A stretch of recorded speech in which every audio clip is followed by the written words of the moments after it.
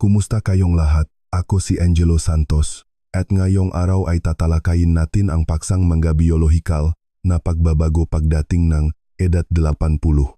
Ako ay isang siruhano sa utak at pagkatapos ng 40 taon ng pag-opera sa utak ang tao, masasabi ko sa iyo ang isang nakakagulat na bagay. Sa sandaling umabot kang 80, hindi lang basta tumatanda ang iyong katawan, ito ay nagre-reprogram. Para bang may nakatagong switch na bumabalik sa loob ng iyong utak at ang buong sistema mo ay nagsisimulang sumunod sa isang bagong hanay ng mabatas biolohikal. Mabatas na walang nagsabi sa iyo, kahit ang iyong doktor. Hindi ito bihira. Ito ay universal. Ayon sa bagong pananaliksik mula sa The Lancet Healthy Longevity, bawat katawan ng tao ay dumadaan sa parehong 5 hindi may babalik na threshold sa sandaling umabot ito ng 80. Hindi mahalaga kung ikaw ay isang marathon runner o isang vegetarian sa buong buhay. Ang iyong mga kalamnan, ang iyong panlasa, ang iyong balat, ang iyong utak, at maging ang iyong orasan sa pagtulog ay nagsisimulang kumilos ng iba. Hindi nasisira ang iyong katawan. Nagpapalit itong estratehiya. Pinipili nito ang pagpapatuloy ng buhay kaysa sa pagganap. Iyan ang hindi naintindihan ng karamihan sa mga tao. Ang pagtanda ay hindi isang mabagal na paghina. Ito ay isang tahimik na reorganisasyon na nangyayari sa loop ng bawat organ. Isinusulat muli nga iyong katawan ang kode na nagpapanatili sa iyo ngang buhay sa loop ng 8 dekada. Ang gilansam ga pagbabagong giyon ay nagpoprotekta sa iyo. Ang iba naman ay nagpapabilis en mismong kinatatakutan mo. Kahinaan, pagkapagod, at pagkalimot. Sa video na ito, ibubunyag ko ang 5 biolohikal na pagbabago na nangyayari sa sandaling umabot ka en 80. Ang mahindi kayang pigilin ng anumang pagsusuri o pagbisita sa doktor. Ngunit manatili hanggang sa pinakadulo dahil ang numero 3 ay magugulat sa iyo. Mayroong nangyayari sa loop ng iyong utak ngayon na tahimik na makakapagpasya kung gaano kakatagal mabubuhay at kung gaano kakatahimik matutulog bago ang katapusan. Lahat ng medical na pag-aaral at sanggunian ay nakalista sa description. Maaari mong i-verify ang bawat katotohanan. Bago tayo magsimula, sabihin sa akin sa mga komento kung ilang taon ka na. Ang aking koponan at ako ay bumabasa at sumasagot sa bawat kwento ng personal. Ngayon, simulan natin sa numero 5. Ang unang senyales na opisyal na pumasok ang iyong katawan sa huling yuktong adaptasyon at nagsisimula ito kung saan nagsisimula ang iyong nga pandama, ang iyong dila. Numero 5. Lumiliit ang iyong nga taste bud at ang pagkain ay hindi na pakiramdam na pagkain. Sa sandaling umabot ka ng 80, hindi lang bumabagal ang iyong mundo, nagsisimula rin itong makaroon ng iba't ibang lasa. Literal, isa sa mga unang tahimik na nagbabago ay ang iyong pakiramdam ng panlasa. At alam na ngayon ng mas siyentipiko na hindi lang ito tungkol sa kagustuhan o gana. Ito ay biolohiya na muling sumusulat kung paano binibigyang kahulugan na iyong utak ang lasa. Sa edad na 80, ang average na tao ay nawawalan ng halos 70% ng kanilang taste bud. Ayon sa pananaliksik mula sa Monell Chemical Senses Center, ang mga microscopic sensor na ito, ang mga dating nagpapalasa sa iyong kape sa umaga o nagpapasiya sa tamis ng hinog na prutas, ay nagsisimulang lumiit at mamatay. Ang bawat taste bud ay nabubuhay lamang ng mga 10 araw bago palitan, ngunit habang tumatanda ka, hindi na ito mabisang nire-regenerate ng iyong katawan. Ang resulta, nawawala ang magic ng mga pagkain. Ngunit narito kung saan ito nagiging mas seryoso. Hindi lang tumutulong ang mga taste bud na tamasahin ang pagkain, pinoprotektahan ka rin nila mula sa panganib. Nakikita nila ang sirang pagkain, mapait na lason, o matinding antas ng asin. Kapag nawala ang depensang iyon, nagsisimula kang magdagdag ng mas maraming asin o asukal upang makakuhang parehong kasiyahan. At doon nagsisimula ang problema. Isang pagsusuring Harvard Health noong 2021 ang natuklasan na ang mga matatanda na nawalan ng higit sa kalahating kanilang pandama sa panlasa ay 40% na mas malamang na makaroon ng hypertension o diabetes sa loop ng 5 taon, hindi dahil sa pagtanda mismo, kundi dahil sa hindi sinasadyang pagbabayat ng unhealthy flavoring. Ang produksyon din ng iyong lawe ay bumabagal ng husto pagkatapos ng 80 na lalong nagpapahina sa lasa. Dinadala ng lawe ang manga taste molecule sa iyong manga taste bud. Kung wala ito, maging ang pinakamalasa na pagkain ay nagiging matabang parang karton. Kaya maraming matatanda ang biglang nawawalan gana sa pagkain na nagsasabing wala ng masarap, ngunit hindi ito psikolohikal, ito ay physiological. Ang iyong dila, ang iyong mga ugat, at ang iyong mga glandulang lawe ay sabay-sabay na tumatanda na lumilihang tinatawang mga siyentipiko na taste fatigue. Minsan ay ginamot ko si Aling Nena, isang 82 taong gulang na retiradong kusinera na dating nagbibigay liwanag sa bawat silid sa kanyang pagluluto. Isang araw, sinabi niya sa akin, hindi ko na malasahan ang sarili kong mga resipe, hindi siya nagpapalabis. Ang kanyang taste test ay nagpakita na makilala lamang niya ang 2 sa 5 pangunahing lasa. Upang makayanan, nagsimula siyang mag-offer salt sa kanyang mapakain, nang hindi namamalayan na ang bawat karagdagang kutsaritang sodium ay nagpapataas ang kanyang blood pressure. Ang kanyang kagalakan sa pagluluto ay naging tahimik na paggabigo. Bawat ulam ay parang multong dati. Ang hindi naintindihan ng karamihan sa mga tao ay ang iyong pakiramdam ng amoy, na bumubuo ng halos 80% ng lasa, ay bumababa rin ng husto pagkatapos ng 70 at mas mabilis pa pagkatapos ng 80. Ipinapakita ng mga pag-aral na halos kalahati ng mga matatanda na lampas 80 ay may partial o total na pagkawala ng amoy, na kilala bilang presbyosmia. Kaya ang pagkain ay nagsisimulang maging matabang dahil hindi mo na talaga ito naamoy. Mas delikado ito kaysa sa tunog nito. Maraming matatanda ang hindi makatuklas ng gas leaks, usok, o sirang pagkain. At sa pagbabanggana, nagsisimula silang kumain ng mas kaunti, na nagiging sanhingang malnutrisyon ng hindi namamalayan. Kaya, kung humihina ang malasa, huwag itong balewalain. Hindi ito tungkol sa pagpapalampas ng pagkain. Ito ay tungkol sa pagpapalampas ng mga senyales na kinasasangkutan ng iyong katawan upang manatiling buhay. Susunod ay numero 4. At ito ay mas malalim pa kaysa sa iyong dila. Bago tayo lumalim, ipakita ang iyong suporta sa pamamagitan ng pag-like sa video na ito at pag-subscribe. Hindi mo kayang palampasin ang susunod na lihim. Numero 4. Nakakalimutan ng iyong balat kung paano magpagaling. Sa oras na umabot ka ng 80, ang iyong balat ay hindi lang kulubot, ito ay malilimutin. At ang pagkalimot na iyon ay hindi cosmetic, ito ay biological. Alam na ngayon mas siyentipiko na ang iyong balat, ang pinakamalaking organ ng katawan, ay literal na nagsisimulang makalimutan kung paano ayusin ang sarili.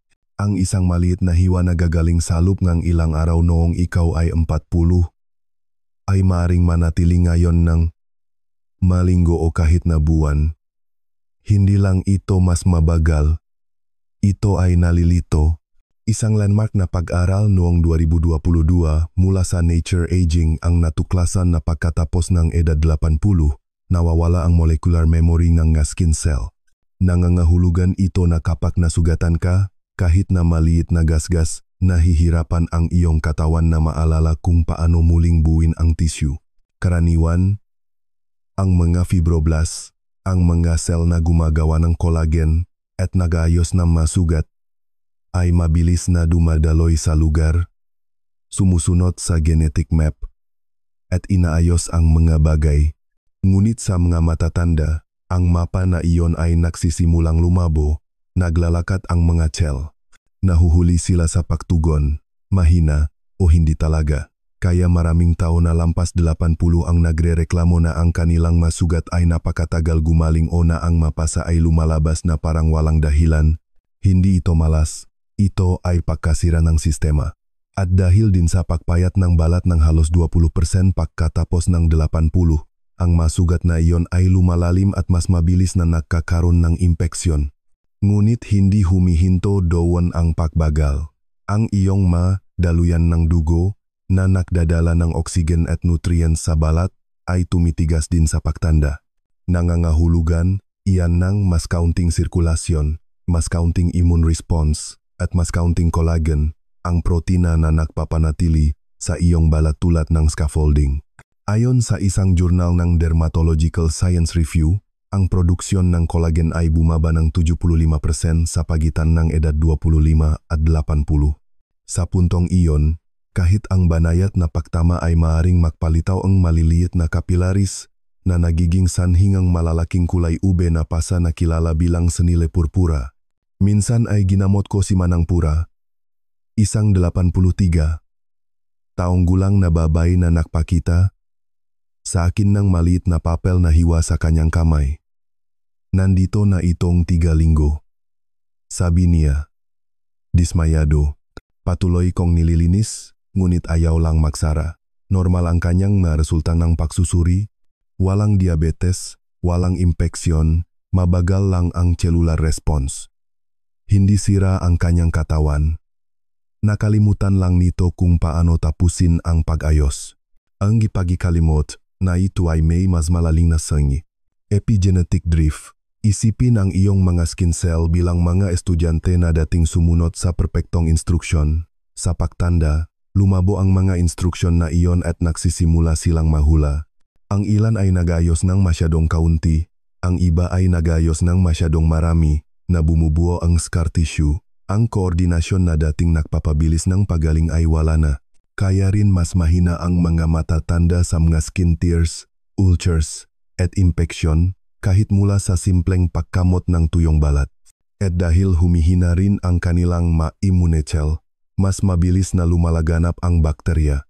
Ipinapakita na mga pag-aral na ang mga impeksyon sa balat sa mga lampas 80 ay tumatagal ng 3 beses na mas matagal kaysa sa mga nasa gitnang edad. Ngunit mayroong isang pag-asa sa kwentong ito. Nag-eksperimento ang mga mananaliksik sa low-level laser therapy at collagen peptides na parehong ipinapakitang nagpapabuti ng bilis ng pagaling ng sugat ng hanggang 50% sa mga matatanda. Ang hydration, vitamina C, at banayad na pagkakalantat sa sikat nga araw ay makakulong din na muling i-activate ang aktibidad ng fibroblast. Kaya, kapag matagal gumaling ang iyong balat, hindi ito vanity, ito ay komunikasyon. Sinasabi nga iyong katawan, mas kaunti ang naalala ko, kaya kailangan ko nga mas maraming pangangalaga. Susunod ay numero 3, at ito ay mararamdaman mo gabi-gabi, hindi sa iyong balat, kundi sa loop ng iyong utak at dugo. Ito ang dahilan kung bakit napakaraming tao na lampas 80 ang nagsisimulang magising ng 3:00 AM nang hindi alam kung bakit. Numero 3, ang iyong utak ay nagsisimulang muling i-wire ang sarili.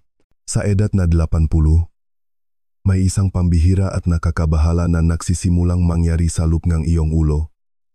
Ang iyong utak ay tahimik na nagsisimulang muling i-wire ang sarili. Hindi dahil gusto nito, kundi dahil kailangan nito. Sa puntong ito, nawalan ka na ng halos 20% ng white matter ng iyong utak. Ang neural highway na nakokonekta sa iyong mga saloobin, alaala, at paggalaw. Upang mabuhay, nagsisimula ang iyong utak na muling i-route ang mga senyales, lumilihang mga bagong detour sa paligid ng mahumihinang sirkito. Ito ay isang kilosong pagpapatuloy ng buhay, ngunit may kaakibat itong halaga. Ayon sa isang pag-aaral noong 2022 ng Nature Neuroscience, ang pag-rewiring na ito ay paraan ng iyong utak upang makabawi sa mga dekada ng pagkasira. Habang namamatay ang mga neuron o nawawalan ng bisa, kinukuhan ng mga kalapit na neuron ang kanilang mga trabaho na bumubuo ng improvised na backup na ruta. Ang resulta, nakakaisip ka pa rin, nakakaalala, at nakakapag-isip, ngunit hindi kasing kinis. Ito ay parang nakmamaneho sa isang lungsod kung saan kalahati ng mga pangunahing kalsada ay ginagawa. Makarating ka doon, ngunit mas matagal at kung minsan ay nakakalimutan mo kung saan ka pupunta. Ipinaliwanag nito kung bakit maraming tao na lampas 80 ang naglalarawan ng masandali ng pagkalito o pagkaantala. Pagpasok sa isang silid at pagkalimot kung bakit nahirapan maalala ang mapangalan o nawawalan ng sinasabi sa gitna ng pangungusap, hindi ito dementia, ito ay paglihis. Ang utak ay nagre-reroute ng mga landas nito sa real time. Ngunit ang pag-rewiring na ito ay hindi random. Ito ay estratehiko. Binibigyan ng prioridad ng iyong utak ang emosyonal na alaala kaysa sa teknikal na detalye. Kaya sa edad na 82, baka makalimutan mo kung ano ang iyong tanghalian, ngunit malinaw na naalala mo ang amoy ng kusina ng iyong ina mula 70 taon na ang nakakaraan. Ang limbic system, ang iyong emosyonal na core, ay nananatiling kapansin-pansing malakas kahit na humihina ang analytical cortex. Minsan ay nakausap ko si Mang Kiko, isang 84 taong gulang na retiradong inhinyero na tumawa habang sinasabi niya sa akin, hindi ko na kayang ayusin ang isang toaster. Ngunit naalala ko ang araw na nakilala ko ang aking asawa noong 1959 na parang kahapon lang, hindi bumabagsak ang kanyang utak. Ito ay nagre-reprioritize, pinipili ang koneksyon kaysa sa kalkulasyon. Gayunpaman, mayroong mas madilim na bahagi. Ang proseso ng pag-rewiring na ito ay maaaring mag-trigger ng ma-misfire. Kapag nabuo ang mga bagong koneksyon ng hindi tama, nagiging sanhi ito ng mas mabagal na reaksyon, hindi matatak na balanse, o biglang pagbabago sa emosyon. Isang ulat ng JAMA Neurology noong 2021 ang nagpakita na halos isa sa 3 matatanda na lampas 80 ang nakakaranas ng banayad na cognitive fluctuation dahil sa maling ruta ng neural activity, mga sandaling ng biglang mental fog na dumarating at umaalis. Hindi ito permanenteng pinsala. Ito ay pansamantalang pakalito na sanhing nga overloaded circuit. Kaya, kapag nawalan kang salita, huminto sa gitnang kwento o nakalimot ng petsa. Huwag magpanik. Hindi palaging senyales ng pagina. Ito ay senyales na ang iyong utak ay umaangkop sa isang bagong yugtoeng operasyon. Tandaan lamang, bawat bagong kaisipan, bawat maliit na hamon, at bawat pag-usap ay nakpapaliwanag ng mabagong ruta ng kaunti. Susunod ay numero 2, isang pagbabago na hindi nangyayari sa iyong isip, kundi sa iyong makalamnan. Numero 2, nagsisimulang kainin ng iyong makalamnan ang kanilang sarili, sarcopenia. Sa oras na umabot kang 80, may isang nakakabahala na nagsisimulang mangyari sa ilalim ng iyong balat. Ang iyong mga kalamnan, na dating malakas, matigas, at handang gumalaw, ay tahimik na nagsisimulang kumonsumo ng kanilang sarili. Tinatawag itong sarcopenia. At ito ay isa sa pinakamapanganib ngunit hindi nakikita na proseso ng pagtanda. Hindi ito nangyayari sa isang magdamag. Dahan-dahan itong lumalaganap, nagiging kahinaan ang lakas, nagiging tigas ang kapangyarihan, at nagiging pagdepende ang kalayaan. Ayon sa isang pag-aaral noong 2023 ng Journal of Cachexia, Sarcopenia, and Muscle, higit sa 45% ng mga tao na lampas 80 ang nagdurusa sa katamtaman hanggang malubhang sarcopenia, at karamihan ay hindi man lang namamalayan. Bawat taon, nawawalan kang halos 1% gram muscle mass at 2-3% gram lakas, kahit na naglalakad ka pa rin, kumakain ka mayos, at nananatiling aktibo. Ang dahilan ay napakasimple. Ang balanseng iyong katawan sa pagbuo at pagkasirangang protina ay bumabagsak, patuloy kang nagbe-breakdown ng muscle, ngunit hindi mo na ito muling nabubuo ng sapat. Ang mahormon tulad ng testosterone, estrogen, at growth hormone ay bumababa sa pagtanda, at ang iyong katawan ay nagsisimulang kumain ng sarili nitong muscle tissue para sa enerhiya. Ang prosesong ito ay naglalabas ng amino acid na ginagamit ng katawan upang panatilihing gumagana ang utak at puso. Ngunit may kaakibat itong malaking halaga. Lumilit na mga braso, pumipayat na mga binti, at huminang postura. Sa paglipas ng panahon, hindi lang ito tungkol sa pagkawalaan muscle mass. Ito ay pagkawalan ng kontrol. Kaya maraming tao na lampas 80 ang madalas magsabi, hindi na ako nakakatayo ng matatag, hindi sila lampa. sila ay chemically unbalanced. Nagpapadala ang kanilang utak ng mga senyales sa mga kalamnan na wala na doon. Isang pag-aral mula sa American Journal of Medicine ang natuklasan na ang mamatatanda na may sarcopenia ay 5 beses na mas malamang na makaranas ng pagkahulog o bali. At ang manawalan ng higit sa 10% ng kanilang lekmas ay dumobel ang kanilang mortality risk sa loob ng 3 taon. Hindi ko malilimutan si Tatay Jose, 83, isang retiradong magsasaka na dating nakbubuhat ng mabaleng dayami na parang balahibo. Nang makilala ko siya, sinabi niya sa akin, "Dok, hindi ako pagod. Pakiramdam ko ay butot balat ako." Hindi lang humina ang kanyang mga kalamnan. Ang mga ito ay na-metabolize. Nagsimulang kainin ng kanyang katawan ang mga ito para mabuhay. Parang sinusunok mo ang iyong sariling muebles para manatiling mainit, sabi ko sa kanya, at ganyan mismo ang nangyayari sa loop. Kapag nakulang ang katawan sa enerhiya, binabawasan nito ang muscle protein at glucose para sa gasolina. Ngunit narito ang nakakagulat na twist. Hindi lang nakakapekto ang sarcopenia sa iyong lakas. Nakakaapekto ito sa iyong immune system, balanse, at maging sa iyong utak. Ang mga kalamnan ay nagsisilbing reservoir ng amino acid na tumutulong sa paggawang immune cells at neurotransmitters. Kapag nasira ang iyong mga kalamnan, nawawalan ng backup na supply ang iyong katawan. Kaya ang mataong may mababang muscle mass ay mas mabagal gumaling, mas mabilis makasakit, at nakakaranas ng brain fog o mababang mood. Ang koneksyon sa pagitan ng kalusugan ng kalamnan at habangan buhay ay hindi na may tatanggi. Kung mas mahina ang iyong makalamnan, mas maikli ang iyong buhay. Kaya, maaring magsimulang kainin ng iyong mga kalamnan ang kanilang sarili sa pagtanda, ngunit maaari kang lumaban.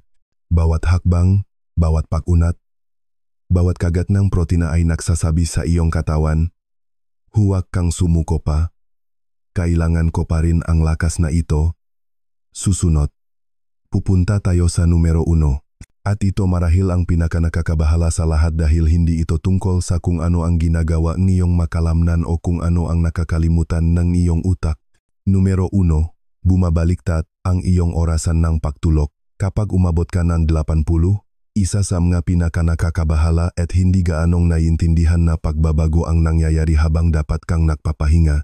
Ang iyong orasan ng pagtulog, ang biological rhythm na dating nagpapanatili, na iyong nga gabi na tahimik at ang iyong nga umaga na maliwanag, ay nagsisimulang bumaliktad.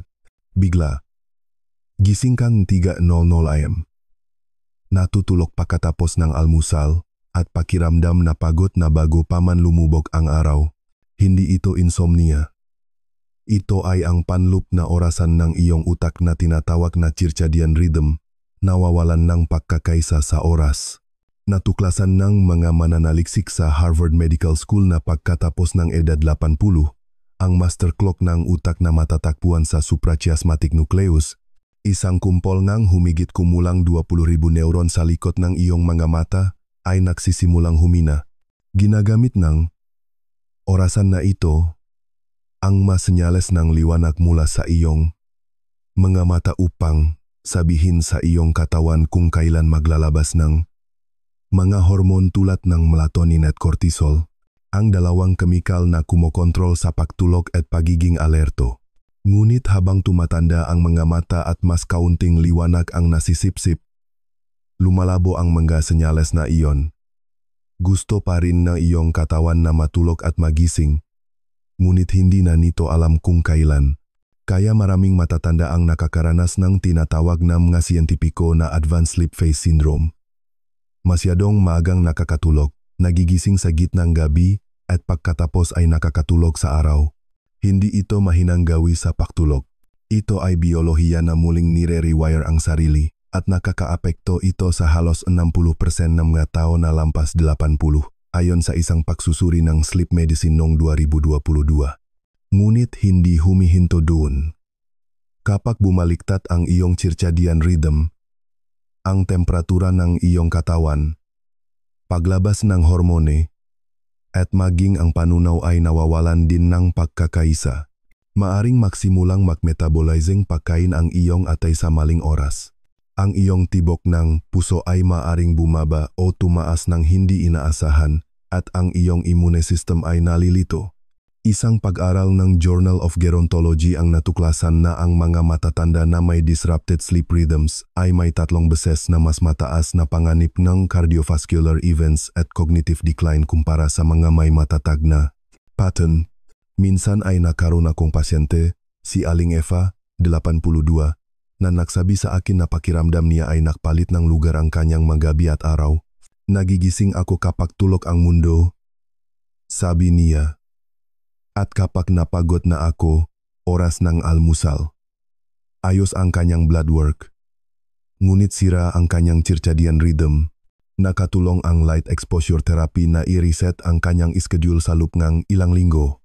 Parang nahanap na sa wakas ang aking katawan ang orasan nito, sabi niya, na may luha sa kanyang mamata. Ang pagtulog sa edad na 80 ay hindi lang tungkol sa pagpapahinga. Ito ay tungkol sa pagpapatuloy ng buhay. Sa panahon ng malalim na pagtulog, nililinis ng iyong utak ang sarili, literal na hinuhugasan ang mga lason sa pamamagitan ng isang network na tinatawag na glymphatic system. Kapag ang iyong pagtulog ay nagiging mababaw o fragmented, nabigo ang proseso ng paglilinis na iyon na nagpapahintulot sa mga waste protein tulad ng beta-amyloid na may PON, ang parehong mga protina na naunay sa Alzheimer's disease. Sa madaling salita, ang pagkawalangang tulog ay nangangahulugang pagkawalangang proteksyon para sa iyong isip, ngunit may pag-asa. Ang pagkakalantat sa sikat ng araw sa umaga, dim light sa gabi, at pare-parehong oras ng pagkain ay maaring magsanay muli sa natural na ritmo ng katawan.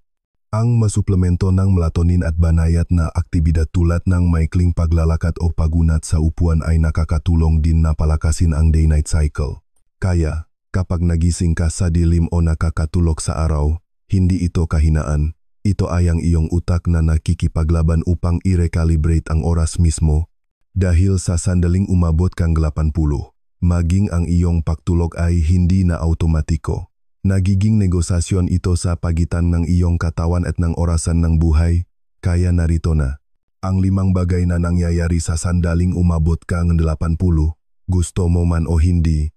Nagbabago ang ritmo ng iyong katawan, humihina ang iyong nga pandama, lumiliit ang iyong nga kalamnan, at tahimik na nagsisimulang muling isulat na iyong utak ang sarili nitong kod. Ngunit narito ang bahagi na pinakamahalaga. Ang mapagbabagong ito ay hindi nangangahulugan na ikaw ay sira. Nangangahulugan ang mga ito na ikaw ay buhay. Ang iyong katawan ay patuloy na umaangkop, patuloy na lumalaban, patuloy na natututo kung paano mabuhay sa ika-8 dekada nito. Ipinapakita ngayon ang agham na maging sa edad na 80 at higit pa, maaari mong muling buuin ang lakas, ibalik ang focus, at i-reset ang iyong panloop na orasan. Hindi mo kayang pigilin ang oras, ngunit maaari mong pabagalin ang pagkapit nito sa pamamagitan ng pananatiling mausisa, pagkain ng maayos, at paggalaw araw-araw. Alin sa 5 senyales na ito ang pinakamatindi mong napansin sa iyong sarili o sa isang mahal sa buhay? Sabihin sa amin sa mga komento sa ibaba. Binabasa at sinasagot ng aking koponan at ako ang bawat kwento ng personal. At kung ang video na ito ay nagbukas ng iyong mga mata, magbigay ng thumbs up, ibahagi ito sa isang kaibigan o magulang na lampas 70, at mag-subscribe para sa higit pang mga video na suportado ng doktor na nagpapaliwanag ng pagtanda sa paraang madaling maunawaan ng sinuman. Dahil ang pagtanda ay hindi ang katapusan ng kwento. Ito ay ang katawan lamang na nagpapalit ng pahina sa isang bagong kabanatang lakas, karunungan, at adaptasyon. Mayroon ka bang nais idagdag? Magkomento sa ibaba. Pinapahalagahan namin ang iyong pananaw. Salamat sa panunod.